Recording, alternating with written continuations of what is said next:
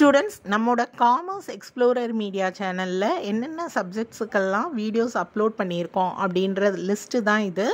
இந்த சப்ஜெக்டுக்குரிய வீடியோஸ்க்கு லிங்க் நான் டிஸ்கிரிப்ஷன் பாக்ஸில் கொடுத்துருக்கேன். Okay, financial accounting, corporate accounting, management accounting, cost accounting, இந்த எல்லா சப்ஜெக்ட்டுக்குமாய் பிளேலிஸ்ட்டும் க்ரியேட் பண்ணியிருக்கேன். அந்த பிளேலிஸ்ட்டோட லிங்க் டிஸ்கிரிப்ஷன் பாக்ஸில் செக் பண்ணிக்கோங்க.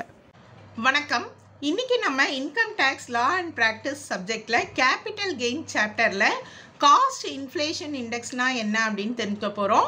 Indexed cost of acquisition, indexed cost of improvement எப்படி கால்குலேட் பண்ணணும் அப்படின்றத ப்ராப்ளம் போட்டு பார்த்து தெரிஞ்சுக்க போகிறோம். ஏற்கனவே நம்மளோட சேனலில் கேபிட்டல் கெயின்ஸ் சாப்டரில் வீடியோஸ் அப்லோட் பண்ணியிருக்கோம். அந்த வீடியோஸை கண்டிப்பாக மிஸ் பண்ணாமல் பாருங்கள். அப்போ தான் இன்றைக்கி நடத்தக்கூடிய ப்ராப்ளம் உங்களுக்கு தெளிவாக புரியும். ஒருவேளை நீங்கள் அந்த வீடியோஸை மிஸ் பண்ணியிருந்தால் உங்களுக்காக அந்த வீடியோஸ்க்கான லிங்க்கை நான் டிஸ்கிரிப்ஷன் பாக்ஸில் கொடுத்துருக்கேன். நம்ம ஏற்கனவே long term capital gain calculate பண்ணுறதுக்குரிய ஃபார்மேட்டை பற்றி டிஸ்கஸ் பண்ணியிருக்கோம் இல்லையா? இந்த லாங் டேர்ம் கேபிட்டல் கெயின் ஃபார்மேட்டில் பார்த்தீங்கன்னா நமக்கு இந்த நெட் சேல்ஸ் கன்சிடரேஷன்லேருந்து இண்டெக்ஸ்டு காஸ்ட் ஆஃப் அக்யூசிஷனை சப்ராக்ட் பண்ணணும், இண்டெக்ஸ்டு காஸ்ட் ஆஃப் இம்ப்ரூவ்மெண்ட்டை சப்ராக்ட் பண்ணணும்னு ஒரு இன்ஃபர்மேஷன் கொடுத்துருக்காங்க இல்லையா?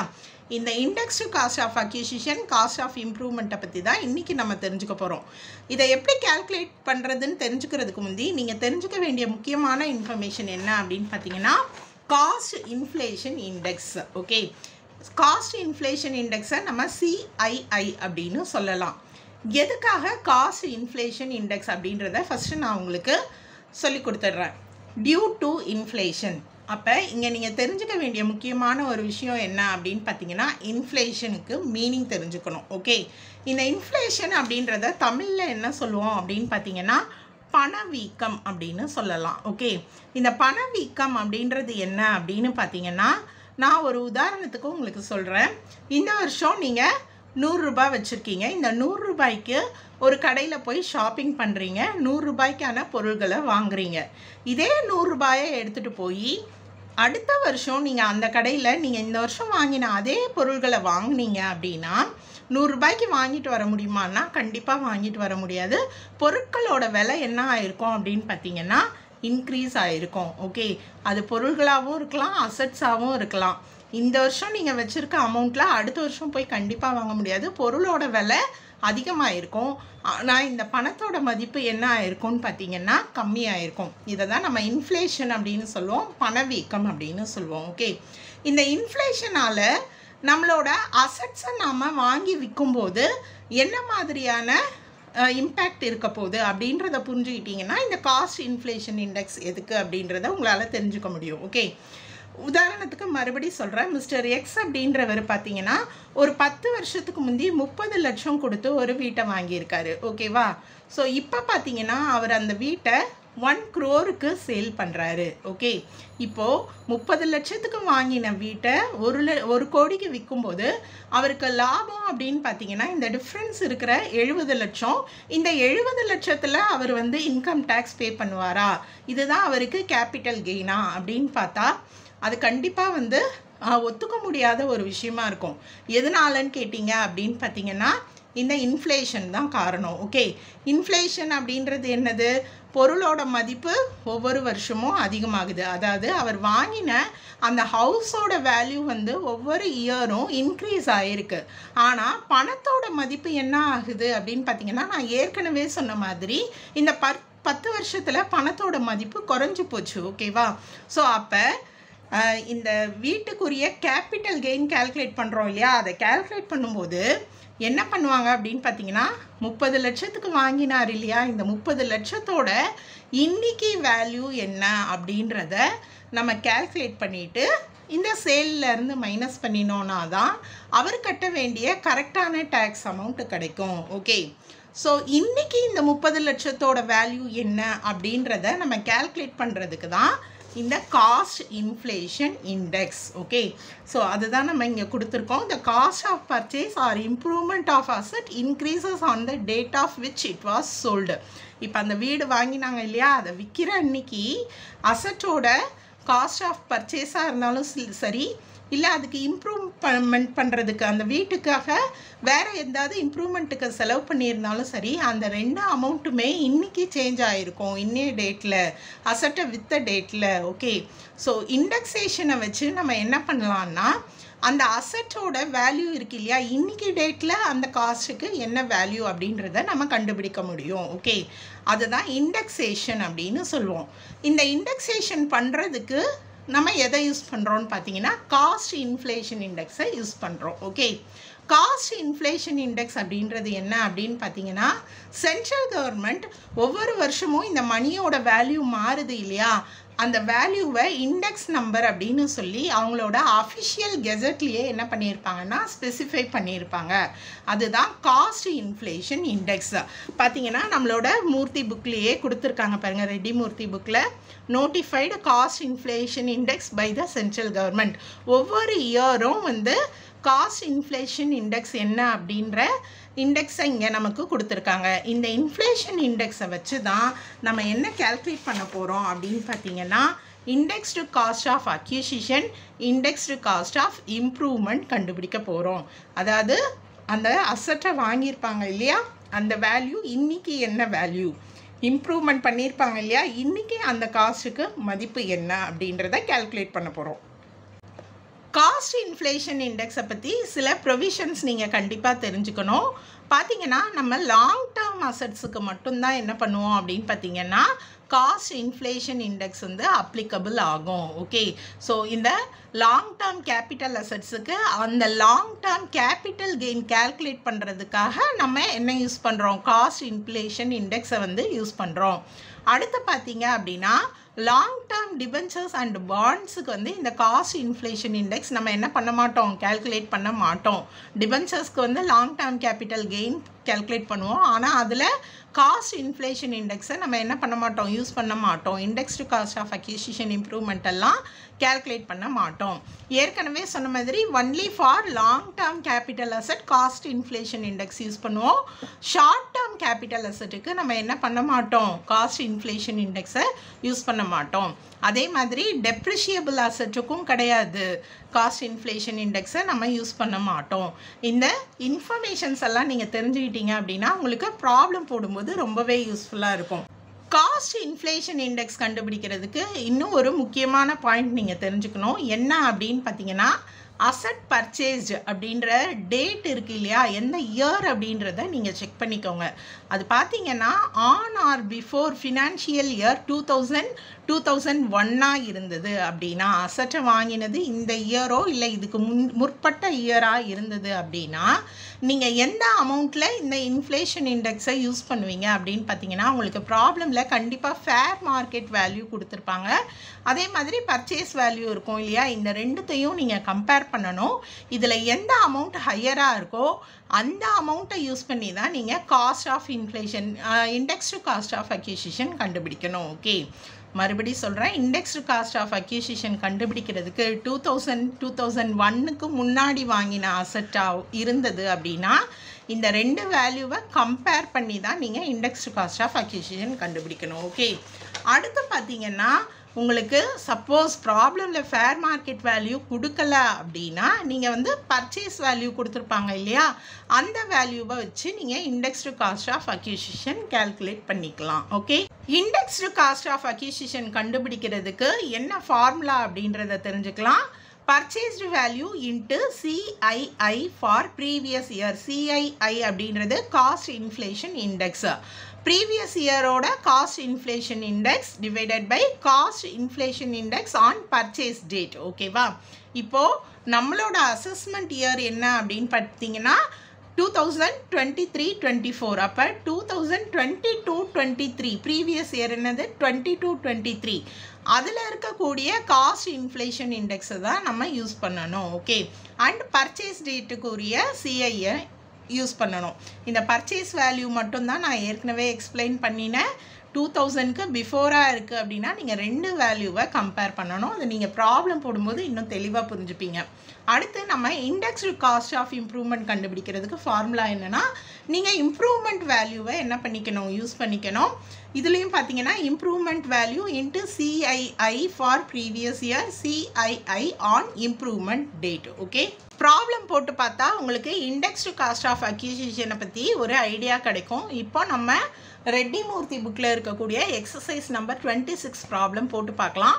Find out the indexed cost for assessment year 2023-24. நம்மளோட assessment year பார்த்தீங்கன்னா 2023-24. இதில் பார்த்தீங்க அப்படின்னா ஒரு ஹவுஸோட பர்ச்சேஸ் வேல்யூ கொடுத்துருக்காங்க. இந்த ஹவுஸ் பர்ச்சேஸ் பண்ணின இயர் பார்த்தீங்கன்னா 1979-1980 பர்ச்சேஸ் பண்ணியிருக்காங்க 90,000க்கு. இதோட ஃபேர் மார்க்கெட் வேல்யூவும் கொடுத்துருக்காங்க. எதனால ஃபேர் மார்க்கெட் வேல்யூ கொடுத்துருக்காங்க அப்படின்னு பார்த்தீங்கன்னா, இது வந்து 2001 இருக்குது இல்லையா, ஃபினான்ஷியல் இயர், அதுக்கு முன்னாடி வாங்கின அசட். அப்போ நம்ம என்ன பண்ணுவோம் அப்படின்னா, இந்த காஸ்ட்டையும் ஃபேர் மார்க்கெட் வேல்யூவையும் கம்பேர் பண்ணி எது ஹையராக இருக்கோ அதை தான் என்ன பண்ணுவோம், இண்டெக்ஸ்டு காஸ்ட் ஆஃப் அக்யூசிஷன் கண்டுபிடிப்போம். Okay, index cost of acquisition கண்டுபிடிக்கிறதுக்கு நமக்கு என்ன தேவை, CII தேவை இல்லையா. ஸோ அந்த இன்ஃபர்மேஷனும் நமக்கு இப்போ ப்ராப்ளமில் கொடுத்துருக்காங்க. இப்போ நம்ம இந்த ப்ராப்ளமை சால்வ் பண்ணலாம். இண்டெக்ஸ்டு காஸ்ட் ஆஃப் அக்யூசிஷன் தான் நம்மளை கேல்குலேட் பண்ண சொல்லியிருக்காங்க. ஓகே, ஸோ ஃபஸ்ட்டு நம்ம என்ன பண்ணணும் அப்படின்னா, இயர் பாருங்கள், ஃபினான்ஷியல் இயர் 2000-2001க்கு பிஃபோராக வாங்கின அசட் இது. ஓகேவா, அப்போ இந்த மாதிரி சுச்சுவேஷனில் நம்ம எதை கம்பேர் பண்ணணும்னு பார்த்தீங்கன்னா, காஸ்ட் ஆஃப் பர்ச்சேஸையும் ஃபேர் மார்க்கெட் வேல்யூவையும் என்ன பண்ணணும், கம்பேர் பண்ணணும். ஓகே, ஸோ நான் அது ரெண்டையும் எடுத்து எழுதியிருக்கேன்.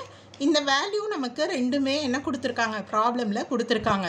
காஸ்ட் ஆஃப் பர்ச்சேஸ் வந்து 7980 வாங்கும்போது என்ன அப்படின்னு பார்த்தீங்கன்னா 90,000. ஓகே, அடுத்து இந்த ஃபேர் மார்க்கெட் வேல்யூ, எப்போவுமே ஃபேர் மார்க்கெட் வேல்யூ இந்த இயர்க்குரிய ஃபேர் மார்க்கெட் வேல்யூ தான் கொடுத்துருப்பாங்க. ஓகேவா, ஸோ என்ன கொடுத்துருக்காங்க அப்படின்னு பார்த்தீங்கன்னா 1,50,000. இப்போ நம்ம இது ரெண்டையும் கம்பேர் பண்ணணும். கம்பேர் பண்ணினா whichever is higher, fair market value தான் அதிகமாக இருக்குது.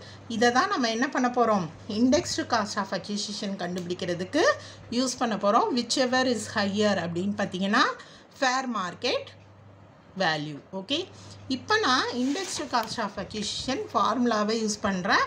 ஃபார்முலா நம்ம ஏற்கனவே எழுதியிருக்கோம், ஸ்ட்ரெயிட்டாக நம்ம எடுத்து எழுதலாம். இங்கே ஃபார்முலாவில் பர்ச்சேஸ் வேல்யூன்னு கொடுத்துருக்காங்க, இருந்தாலும் நம்ம எந்த வேல்யூ தான் யூஸ் பண்ணணும், இங்கே கம்பேர் பண்ணினோம் இல்லையா, ஏன்னா அசட் வாங்கினது இந்த இயருக்கு முந்தி. ஸோ இந்த 1,50,000க்கு தான் நம்ம என்ன பண்ணணும், cost of acquisition, indexed cost of acquisition கண்டுபிடிக்கணும். இப்போ பார்த்தீங்கன்னா CII for previous year, CII on purchase date அப்படின்னு கொடுத்துருக்காங்க. ஓகேவா, ஸோ ப்ரீவியஸ் இயர் என்ன, இது 23-24 இயர்னா previous year 22-23.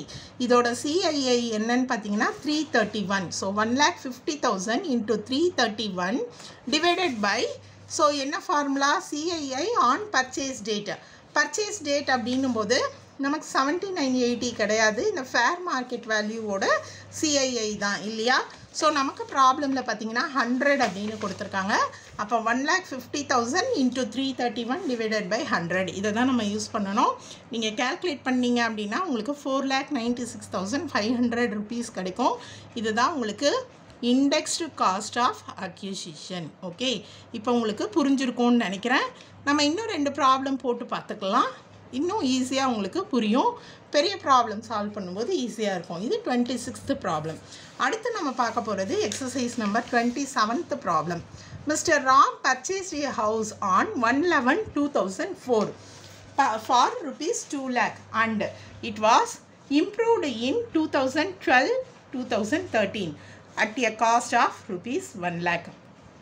What will be the indexed cost during 2022-23 if CII for 2004-5 is 113, 2012-13 is 200, 2022-23 is 331. Okay, இப்போ information பாருங்கள். ராம் வந்து ஒரு ஹவுஸ் வாங்கியிருக்காரு. எந்த இயரில் வாங்கியிருக்காரு அப்படின்னு பார்த்தீங்கன்னா 2004. அப்போ இது வந்து ஃபினான்ஷியல் இயர் 2001க்கு அப்புறம் வாங்கின அசெட். ஓகேவா? அப்போ நீங்கள் நமக்கு கம்பேரிசனே தேவையில்லை, ஃபேர் மார்க்கெட் வேல்யூவோட கம்பேர் பண்ண தேவையில்லை. இந்த இயருக்கும் அதுக்கு முன்னாடி வாங்கின இயர்லேயும் முன்னாடி இருக்கக்கூடிய இயர்லேயும் இருக்கக்கூடிய அசெட்டுக்கு தான் நம்ம கம்பேரிசன் பண்ணுவோம். ஓகே, அப்போ பர்ச்சேஸ் வேல்யூ இதுதான். இண்டெக்ஸ்டு காஸ்ட் ஆஃப் அக்யூசிஷனுக்கு நம்ம அந்த பர்ச்சேஸ் வேல்யூவையே எடுத்துக்கலாம். ஓகே, அடுத்து இந்த ப்ராப்ளமில் பார்த்தீங்கன்னா உங்களுக்கு அந்த ஹவுஸுக்கு என்ன பண்ணியிருக்காங்க, இம்ப்ரூவ்மெண்ட் பண்ணியிருக்காங்க அப்படின்னும் ஒரு இயர் கொடுத்துருக்காங்க. ஸோ நம்ம ரெண்டுமே கண்டுபிடிக்க போகிறோம். இண்டெக்ஸ்டு காஸ்ட் ஆஃப் அக்யூசிஷனும் கண்டுபிடிக்க போகிறோம், இண்டெக்ஸ்டு காஸ்ட் ஆஃப் இம்ப்ரூவ்மெண்ட்டும் கண்டுபிடிக்க போகிறோம். அக்யூசிஷனுக்குரிய ஃபார்முலாவை ஞாபகம் வச்சுக்கோங்க, பர்ச்சேஸ்டு வேல்யூ. அசட்டோட பர்ச்சேஸ்டு வேல்யூ என்னன்னு பார்த்தீங்கன்னா 2 lakhs இல்லையா? ஸோ காஸ்ட் ஆஃப் அக்யூசிஷனில் நான் 2 lakhs அப்படின்னு எடுத்துக்கிறேன். இன்டூ அடுத்து பார்த்தீங்கன்னா CII for previous year. Previous year அப்படின்னா என்ன, இப்போ அசஸ்மெண்ட் இயர் 23-24, 22-23யோட சிஐஐ நமக்கு ப்ராப்ளமில் 22-23யோட சிஐஐ கொடுத்துருக்காங்க 331. ஓகேவா? ஸோ 331 எடுத்து எழுதிக்கிறேன். அடுத்த ஃபார்முலாவில் என்ன கொடுத்துருக்காங்க, CII on purchase data. Purchase பண்ணினது 2004, 2004-5ல் சிஐஐ என்ன கொடுத்துருக்காங்கன்னு பார்த்தீங்கன்னா 113. ஸோ நான் அதை எடுத்து டிவைட் பண்ணிக்கிறேன். ஓகேவா? ஸோ நீங்கள் கேல்குலேட் பண்ணீங்க அப்படின்னா உங்களுக்கு 5,85,840 rupees கிடைக்கும். இதுதான் இண்டெக்ஸ்டு காஸ்ட் ஆஃப் அக்யூசிஷன். இந்த ப்ராப்ளமில் பார்த்தீங்கன்னா நம்ம இண்டெக்ஸ்டு காஸ்ட் ஆஃப் இம்ப்ரூவ்மெண்ட்டும் கண்டுபிடிக்க போகிறோம். So indexed cost of improvement நான் உங்களுக்கு சொல்லி தந்துடுறேன். எப்படி கேல்குலேட் பண்ணணும் அப்படின்னு பார்த்தீங்கன்னா இம்ப்ரூவ்மெண்ட் வேல்யூவை நம்ம யூஸ் பண்ணணும் ஃபார்முலாவில். ஓகேவா? இப்போ உங்களுக்கு ஃபார்முலா ஞாபகம் இருக்கும்னு நினைக்கிறேன். Improvement value 1 lakhs. Okay, so 1 lakhs எடுத்து எழுதிடுறேன். ப்ரீவியஸ் இயர் 331 தான். ஓகே, 22-23ல் 331 தான் எல்லா ப்ராப்ளம்லேயுமே. அடுத்து பார்த்தீங்கன்னா இம்ப்ரூவ்மெண்ட் பண்ண இயர் 2012-13. 12-13ஓட இண்டெக்ஸ் என்னன்னு பார்த்தீங்கன்னா 200. ஓகேவா? ஸோ இப்போ நீங்கள் கேல்குலேட் பண்ணுங்கள், உங்களுக்கு என்ன அமௌண்ட் கிடைக்குதுன்னா 1,65,500. ஓகே, ஸோ இதுதான் indexed cost of improvement. Exercise number 28ம் நம்ம போட்டு பார்த்துடலாம். இதில் ஒரு சின்ன டிஃப்ரென்ஸ் இருக்குது. என்ன அப்படின்றத நான் ப்ராப்ளத்தை ரீட் பண்ணி சொல்லிடுறேன். Mister James purchases a house property for ₹1 lakh on June 20, 1960. இயரை பார்த்துக்கோங்க, 1960ல் வாங்கியிருக்காரு. He gets the first floor of the house constructed in 1970 by spending ₹60,000. James also spends ₹70,000 for reconstruction of the property during the year 2005-2006. The fair market value of the property on April 1, 2001 is $1,50,000. Find out the cost of the asset if James intends to sell it during the year 22-23. CII for 2001-5-6-22-23 is 100, 117, 331. James house property வாங்கின இயரை பார்த்துக்கோங்க 1960. ஓகேவா? So 2000 இந்த இயருக்கு பிஃபோராக இருக்குது அப்படின்னாலே நீங்கள் என்ன பண்ணணும் அப்படின்னா கம்பேர் பண்ணணும், ஃபேர் மார்க்கெட் வேல்யூவோட கம்பேர் பண்ணணும். ஓகே, இந்த இன்ஃபர்மேஷனை மறந்துடாதீங்க. ஃபேர் மார்க்கெட் வேல்யூ நமக்கு ப்ராப்ளமில் கொடுத்துருக்காங்க. ஓகே, அடுத்து பார்த்தீங்கன்னா இந்த அசட்டில் வந்து 2 இயரில் இம்ப்ரூவ்மெண்ட் பண்ணியிருக்காங்க. 1970ல் பார்த்தீங்கன்னா அவர் என்ன பண்ணியிருக்காரு, ஃபஸ்ட் ஃப்ளோர் கன்ஸ்ட்ரக்ட் பண்ணியிருக்காரு. அண்ட் திருப்பி மறுபடி பார்த்தீங்கன்னா 2005-6ல் பார்த்தீங்கன்னா அவர் என்ன பண்ணியிருக்காரு, ரீகன்ஸ்ட்ரக்ஷன் பண்ணியிருக்காரு. அப்போ 2 முறை காஸ்ட் ஆஃப் இம்ப்ரூவ்மெண்ட் இருக்குது. இப்போ நம்ம இண்டெக்ஸ்டு காஸ்ட் ஆஃப் அக்யூசிஷன் கண்டுபிடிக்கணும், இண்டெக்ஸ்டு காஸ்ட் ஆஃப் இம்ப்ரூவ்மெண்ட் கண்டுபிடிக்கணும். காஸ்ட் ஆஃப் இம்ப்ரூவ்மெண்ட் 2 முறை கண்டுபிடிக்கணுமா அப்படின்னு பார்த்தா கிடையாது. நீங்கள் இங்கே ஒரு ரூல்ஸை நான் ஞாபகப்படுத்திடுறேன். ஒவ்வொரு ப்ராப்ளமும் வரும்போது சில ரூல்ஸை நான் ஞாபகப்படுத்திடுவேன். இப்போ பாருங்கள், இந்த இம்ப்ரூவ்மெண்ட் வந்து டஸ் நாட் இன்க்ளூடுன்னு கொடுத்துருக்காங்க பாருங்கள். எக்ஸ்பெண்டிச்சர் பிஃபோர் 1/4/2001, 2001க்கு முந்தி அந்த அசட்டில் வந்து இம்ப்ரூவ்மெண்ட் ஏதாவது பண்ணியிருந்தாங்க அப்படின்னா அதை நீங்கள் என்ன பண்ணக்கூடாது, காஸ்ட் ஆஃப் இம்ப்ரூவ்மெண்ட்டுக்கு எடுத்துக்கக்கூடாது. இப்போ அசட்டில் இம்ப்ரூவ்மெண்ட் எப்போ பண்ணியிருக்காங்க, 1970. அப்போ இதுக்கு நீங்கள் இண்டெக்ஸ்டு காஸ்ட் ஆஃப் அக்யூசிஷன் கண்டுபிடிக்க தேவையில்லை. இம்ப்ரூவ்மெண்ட் 2005-6ல் பண்ணாங்க இல்லையா, இதுக்கு நீங்கள் காஸ்ட் ஆஃப் இம்ப்ரூவ்மெண்ட் கண்டுபிடிக்கலாம். ரூல்ஸை நீங்கள் தெளிவாக தெரிஞ்சுக்கணும். ஓகே, அதுதான் இந்த ப்ராப்ளத்தில் இருக்கக்கூடிய டிஃப்ரென்ஸ். இப்போ நம்ம indexed cost of acquisition calculate பண்ணலாமா? Indexed cost of acquisition calculate பண்ணுறதுக்கு உங்களுக்கு ஃபார்முலா ஆல்ரெடி தெரியும் இல்லையா? ஸோ என்ன ஃபார்முலா அப்படின்னு பார்த்தீங்கன்னா, ஃபஸ்ட்டு நீங்கள் கம்பேர் பண்ணிடணும் ஃபேர் மார்க்கெட் வேல்யூவோட. ஏன்னா இயர் வந்து 1960 இல்லையா? ஸோ இப்போ பார்த்தீங்கன்னா 1960 வாங்கும்போது 1 lakhs இருந்திருக்கு. இது காஸ்ட் ஆஃப் பர்ச்சேஸ்.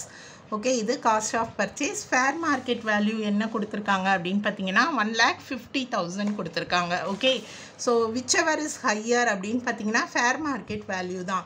ஸோ ஃபார்முலாவில் நம்ம இங்கே 1,50,000 தான் யூஸ் பண்ண போகிறோம். ஓகே, ஸோ அடுத்து பார்த்தீங்கன்னா ப்ரீவியஸ் இயரோட சிஐஐ நம்ம 2 ப்ராப்ளமில் பார்த்துட்டோம் இல்லையா? 331. இந்த இயரில் போடுற ப்ராப்ளம் எல்லாமே 331 தான் வரும். அடுத்து பார்த்தீங்கன்னா 2001 பார்த்தீங்கன்னா 1 and 2 என்ன ஃபேர் மார்க்கெட் வேல்யூவோ அந்த சிஐ தான் யூஸ் பண்ணுவோம் இல்லையா? ஸோ 100. ஸோ இதால் நீங்கள் மல்டிப்ளை பண்ணீங்க அப்படின்னா உங்களுக்கு 4,96,500 rupees கிடைக்கும். இதுதான் indexed cost of acquisition. Okay, so அடுத்து நம்ம இண்டெக்ஸ்டு காஸ்ட் ஆஃப் இம்ப்ரூவ்மெண்ட் கண்டுபிடிக்க போகிறோம். ஏற்கனவே நான் உங்களுக்கு தெளிவாக சொல்லிட்டேன். 2001க்கு முந்தி ஏதாவது இம்ப்ரூவ்மெண்ட் பண்ணியிருந்தால் எடுத்துக்காதீங்க. ஸோ இங்கே ஃபஸ்ட் ஃப்ளோர் கன்ஸ்ட்ரக்ட் பண்ணினாங்க இல்லையா? இதுக்கு நம்ம index cost of improvement calculate பண்ண மாட்டோம். 5, 6 இம்ப்ரூவ்மெண்ட் பண்ணியிருக்காங்க இல்லையா? இதுக்கு தான் நம்ம கண்டுபிடிக்க போகிறோம். இண்டெக்ஸ்டு காஸ்ட் ஆஃப் இம்ப்ரூவ்மெண்ட் கண்டுபிடிக்க போகிறோம். எவ்வளோ ஸ்பெண்ட் பண்ணியிருக்காங்க அப்படின்னு பார்த்தீங்கன்னா இம்ப்ரூவ்மெண்ட் வேல்யூ 70,000. ஸோ அந்த 70,000 நான் எடுத்து எழுதிக்கிறேன். ப்ரீவியஸ் இயரோட சிஐஐ 331.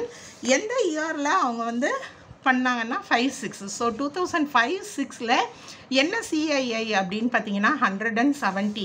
ஸோ 117ஆல் நம்ம டிவைட் பண்ணணும். கேல்குலேட் பண்ணிங்க அப்படின்னா உங்களுக்கு 1,98,034 rupees கிடைக்கும்.